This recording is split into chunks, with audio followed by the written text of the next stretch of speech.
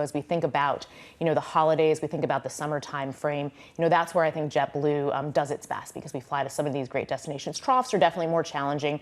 We've seen some pricing pressure in the troughs, and we've reduced a lot of flying in the troughs. So it's really about balancing out that year and making sure that, when demand is high, you're focused on trying to capture your share of that demand. And in the troughs, really reducing the losses. So do you expect to increase fares this year? We're hopeful that we can keep fares affordable that reflect the cost of service.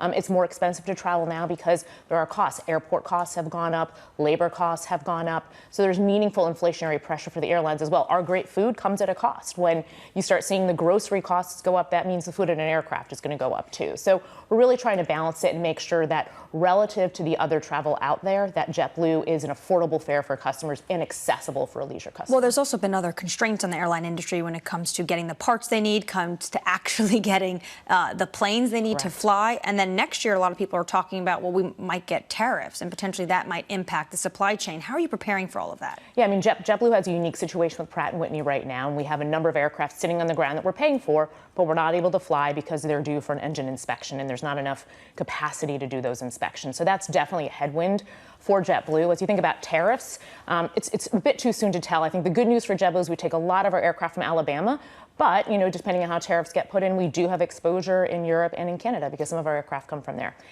Of course, the JetBlue Spirit Airlines potential merger was blocked. Are you potentially thinking about going at it again in the next 4 years in this space, more mergers and acquisitions, because there might be a lighter regulatory touch in Washington, D.C.? We're really focused on delivering our new plan, JetForward. We want to see JetBlue thrive as a successful standalone company. We have a brand that customers love. We've got a great product, a great service. We're focused on flying in the places that people know us. So we're really focused on our standalone plan, JetForward, right now. Okay, so you might not dip your toes back into that space, but do you think that this is going to be a more welcoming administration when it comes to things like mergers and acquisitions? It's hard to speculate because we don't know exactly what the plan is going to be, but it's hard to see an administration that's going to be worse than the administration we had around antitrust. In the meantime, you have announced a number of changes in terms of the JetForward, including closing down certain operations in a number of cities. I believe that they are going to cut, you're going to cut some 50 routes. Correct. Is it done? Are there more to come?